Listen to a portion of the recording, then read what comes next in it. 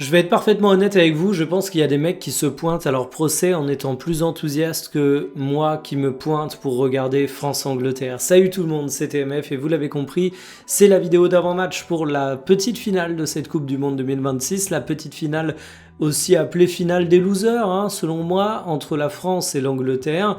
Un match qui ne déchaîne pas forcément les passions. Je vais pas vous mentir, je vais pas être hypocrite, je vais pas être comme un journaliste ou un commentateur qui est sur une chaîne qui a les droits TV d'une compétition et qui donc est obligé de dire que c'est tout le temps absolument formidable. Non, là ce match il me passionne pas et ça va être une grande partie de la vidéo. J'ai d'ailleurs fait un petit sondage sur Twitter où je vous demandais votre avis dessus, on reviendra là-dessus, j'ai même quelques petits tweets que je pourrais lire en réponse, mais franchement c'est un match qui va être très très difficile à suivre avec la flamme de la passion footballistique. Je toucherai quand même 2-3 mots sur les compositions, ce qu'on peut attendre, ce qu'on peut pas attendre, j'ai même mis un petit article pour qu'on puisse revenir là-dessus. C'est une rencontre qui va être douce amère et en plus l'horaire est pourri, c'est à 23h, ça n'arrange rien. Il y aura une vidéo qui sortira demain sur la vraie finale, mais je tenais quand même à toucher un mot sur ce match France-Angleterre, parce que c'est la dernière de Didier Deschamps. Malgré tout, on aurait espéré une autre dernière, mais ça donne un petit peu de sel, et surtout ça va permettre de s'interroger sur ce concept de petite finale. À la fin de la vidéo, dans une partie sponsorisée par Winamax, je vous donnerai mon pronostic. Je vous montre les cotes en attendant. Je vous rappelle que vous avez le code promo TMF10 à rentrer lors de la création de votre compte, ça vous donne petit 1, 10 € en free bet, petit 2, votre premier pari est remboursé s'il est perdant jusqu'à 100 € et le tout en cash. Il y a le lien en description, code promo TMF10, c'est si vous êtes majeur, c'est pour les nouveaux joueurs, on reviendra là-dessus à la fin de la vidéo. Donc on va se lancer, France-Angleterre, la finale des losers, la finale qu'on n'a pas forcément envie de suivre, le match autour duquel il y a beaucoup de désintérêt. Mais est-ce que ce match est vraiment utile? Est-ce qu'il doit avoir lieu? Ça va être le cœur de nos interrogations. Installez-vous confortablement et bienvenue pour cette nouvelle vidéo Talk My Football.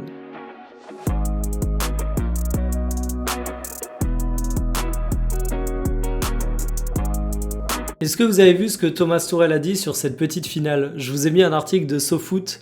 Le match n'a pas encore commencé, que les excuses sont déjà sorties. Évidemment, c'est le ton éditorial de SoFoot qu'on connaît bien. Il cite Thomas Tuchel, personne n'a envie de jouer ce match, pas même les joueurs français, a reconnu le sélectionneur des Free Lions en conférence de presse, difficile de lui donner tort. Les deux équipes visées à la finale et vont désormais devoir se motiver pour récupérer une médaille de bronze. Et autant je suis pas d'accord avec le coaching de Thomas Tuchel, autant je suis entièrement d'accord là-dessus. Et le premier truc à dire, c'est que la tournure de l'article de SoFoot qui évoque une médaille de bronze est pour moi assez représentative du problème qu'on a avec ces petites finales. Il n'y a pas de médaille de bronze en fait. Si vous aimez certains sports qui sont aux Jeux Olympiques, vous savez que la médaille de bronze, quand tu es au JO, ça compte.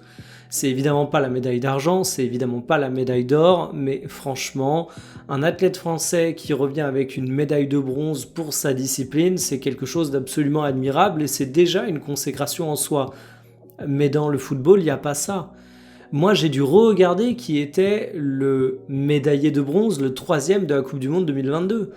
C'est la Croatie. Il se trouve que je m'en rappelais pour la Belgique en 2018. Mais alors, sinon, je suis incapable de vous faire l'historique de tous ces meilleurs 3e parce que finalement, c'est une place dont on s'en fout. Et je vais même aller plus loin que ça.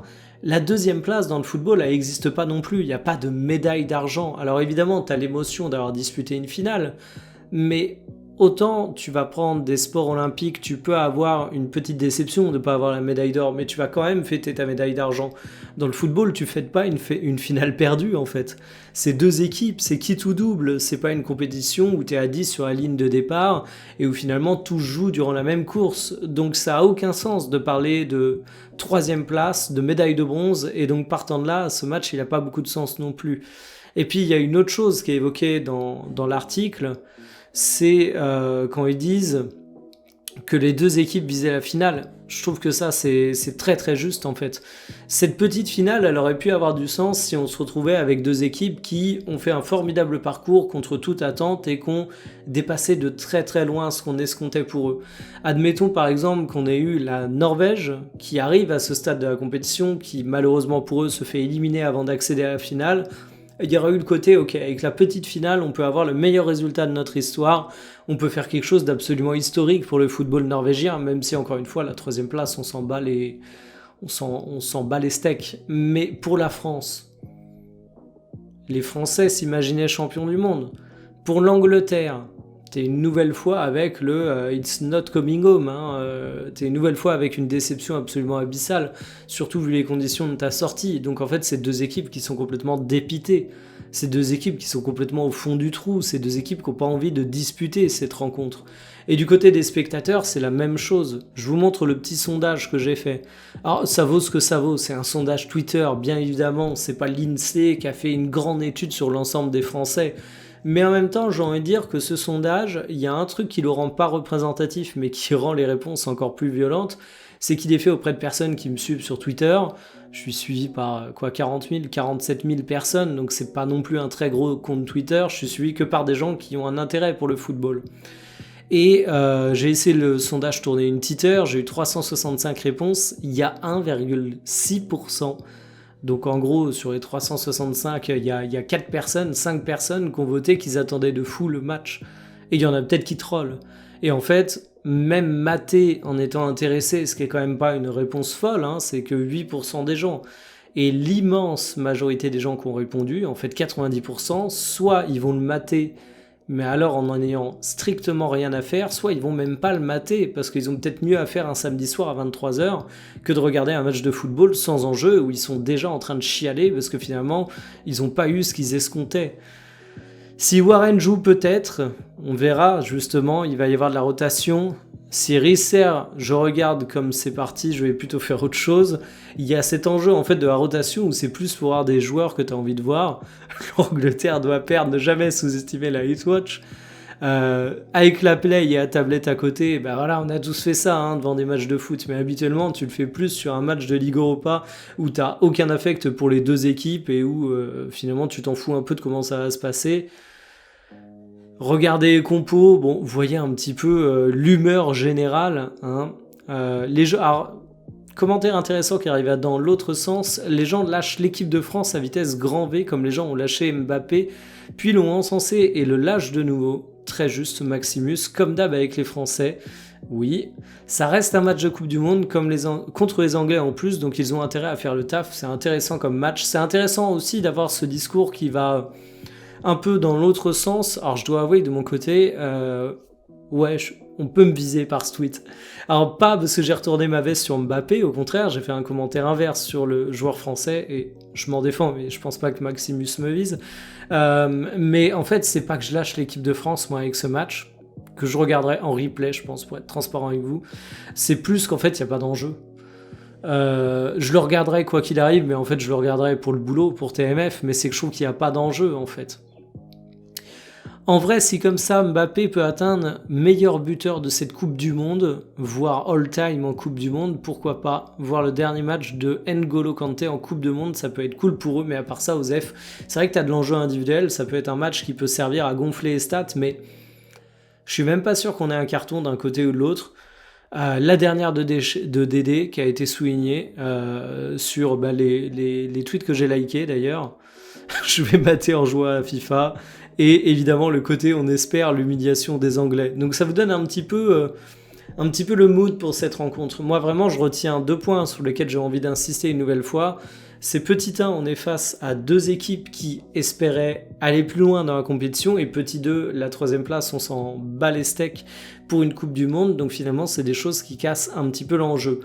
L'enjeu, il peut venir de là. Alors, je vais pas vous montrer tout l'article parce qu'il est réservé aux abonnés. Alors, je l'ai, je précise. Mais bon, je trouve pas ça très cool de divulguer un article payant. Et de toute façon, le cœur du sujet est même dans le chapeau. C'est qu'on aura peut-être Lucas Hernandez et N'Golo Kanté face à l'Angleterre. On va avoir de la rotation. De mon côté, voir Lucas Hernandez, je m'en fous un peu. C'est pas par inimitié pour Lucas Hernandez. Je précise, c'est qu'en fait, Lucas Hernandez, on sait ce qu'il vaut, on le connaît en équipe de France.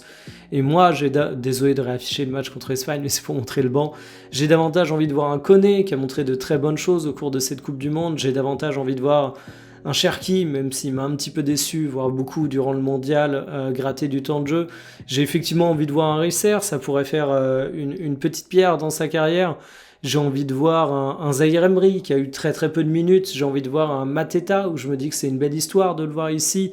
On a vu un Lacroix face à l'Espagne. En fait, j'ai envie de voir des joueurs un peu neufs.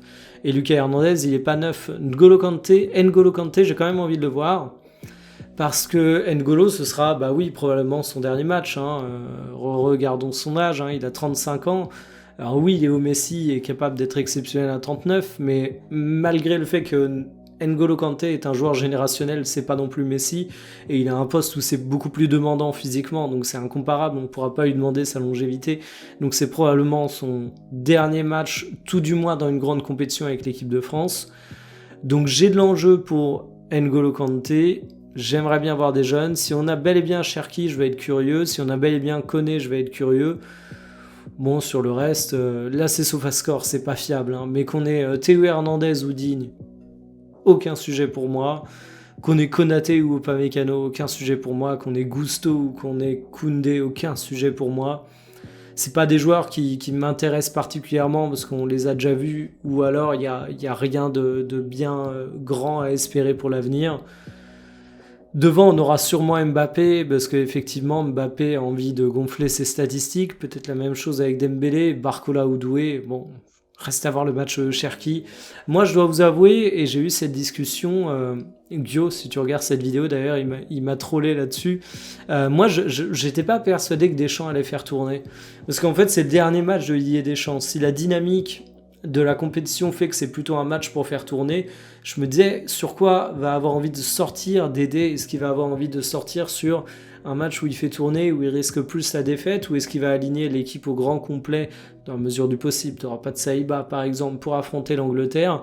Visiblement, de ce qui ressort dans la presse, c'est de la rotation. Je suis curieux de voir le mental des joueurs, mais je suis pas trop inquiet en fait. Je pense qu'ils sont tellement passés à côté de leur rencontre face à l'Espagne qu'ils vont vouloir mettre un petit réveil face à l'Angleterre. Je dis pas qu'on va forcément gagner, mais je suis pas inquiet dans le sens où je pense pas qu'on va avoir une attitude complètement à côté des pompes sur le terrain. Ce n'est que mon avis. Je pense également que tactiquement, l'Angleterre, comme l'Argentine d'ailleurs, sont des adversaires qui nous scient beaucoup plus que l'Espagne. Et bon, on est tombé sur l'Espagne, on a vu la suite. Et du côté anglais, il y a quand même des sujets, y compris sur notre cher coach top Thomas Tuchel. Parce que Thomas Tuchel, je ne vais pas revenir dessus, j'ai déjà fait le débrief de la rencontre, mais c'est complètement fait anéantir du côté de l'Angleterre, du côté de la presse internationale, du côté de ses joueurs pour le coaching, qui n'a pas du tout été compris, qui n'a pas du tout été apprécié par la dynamique globale qu'il a insufflée à cette équipe lors de ce dernier match, alors que tout n'était pas acheté sur le mondial, avec les embrouilles qu'il a eu avec Bellingham aussi, malgré tout. Et donc en fait, j'ai une équipe de Angleterre où on annonce que Tourelle va être maintenu, mais je le remets, Tourelle lui-même annonce qu'il n'a pas envie de faire le match. Je suis pas sûr que les joueurs anglais soient dans de meilleures dispositions mentales que les joueurs français, donc déjà j'ai pas de doute pour le mental des Français, et si j'avais un doute pour les Français, j'aurais exactement le même pour les Anglais. Donc finalement, ça va être un match un petit peu de dépressif, disons-le très clairement. Moi, je dois quand même vous dire que je sens plus l'équipe de France. Je sens plus l'équipe de France au niveau pronostic parce que je me dis que cette équipe, encore une fois, va vouloir montrer que c'était pas qu'une fraude tout au long de la compétition, que finalement, elle n'a pas craqué face à l'Espagne parce que c'était le premier gros adversaire, mais parce que l'Espagne était forte, parce que l'Espagne était un adversaire qui colle assez peu à nos qualités de jeu, et je pense que face à l'Angleterre, il va falloir prouver ça. Et les Anglais, je suis curieux de voir l'état mental de certains cadres après le match et leur relation avec Thomas Tuchel, parce qu'on peut dire ce qu'on veut sur l'équipe de France, mais je pense qu'il y a aussi un grand respect pour Didier Deschamps, et je pense que les Bleus, peut-être que je surestime le côté humain dans ce sport de haut niveau, mais auront envie d'aider Deschamps à sortir, alors pas par la grande porte, ça aurait été la Coupe du Monde, mais à sortir par un match honorable. Je vous montre les codes dans la partie sponsorisée par Winamax pour terminer la vidéo. Je vous le redis, code promo TMF10 à rentrer lors de votre inscription. Vous avez le lien en description, 10 € offerts en free bet et votre premier pari remboursé s'il est perdant jusqu'à 100 €. Le tout en cash, c'est pour les nouveaux joueurs et les majeurs. La France est largement favorite. Comme quoi l'optimisme français n'est pas disparu totalement, ce 84% des parieurs vont dessus, 11% sur l'Angleterre qui est à 3,65. Si on voit directement le vainqueur de la finale pour la 3e place, c'est pareil, 1,50 France, 2,55 Angleterre, et c'est encore plus marqué avec 93% des parieurs qui vont sur la France. Les paris les plus posés, on a de la France, du Mbappé buteur, de la victoire pour la France, c'est 2 équipes qui marquent. Moi, je sens un my match que j'ai même pas besoin de composer parce qu'il est déjà là. Victoire de la France, donc dans le temps réglementaire, but de Kylian Mbappé, le général, le Kicks, que je continue à défendre. Mbappé, il fait vraiment un beau mondial. Je pense qu'il va avoir envie d'en créer encore un peu plus ça statistiquement. Je trouve que c'est un mec qui fait un match contre l'Espagne qui est loin d'être problématique, c'est loin d'être lui le sujet. Je pense qu'il va ressortir comme il est rentré dans cette Coupe du Monde en mettant du but. Voilà mon petit pronostic. Encore une fois, il y aura la vidéo d'avant-match qui sera pour la grande finale. Celle qui me fait un peu de peine, hein. La grande finale entre... Je ne trouve pas. Voilà, l'Espagne et Argentine. On dirait que j'avais besoin de retrouver le truc pour savoir que c'était l'Espagne et Argentine qui jouaient. Je vous rassure, hein, j'ai tourné la vidéo ce matin de la vidéo d'avant-match finale. Donc vidéo d'avant-match finale Espagne-Argentine qui sera publiée demain aux alentours de midi. Elle est tournée avec Anne, elle dure quasiment 1 heure. Et comme vous le savez, Anne est également supportrice de l'Espagne. Donc c'est une vidéo qui est d'autant plus intéressant parce qu'elle a encore de l'enjeu émotionnel et elle est un peu moins dépitée que moi. Voilà, j'espère que vous me pardonnerez cette mine un petit peu attristée, je pense qu'on est tous dans le même wagon. Je vous souhaite de bons matchs si vous avez regardé les deux, je vous souhaite un bon match si vous avez regardé que la petite finale ou que la finale, je vous souhaite un bon week-end loin du football si vous en avez ras-le-bol et si vous avez besoin de prendre une petite pause, ce qui se comprendrait également. Moi je vous retrouve lundi, kiffez bien votre week-end, salut.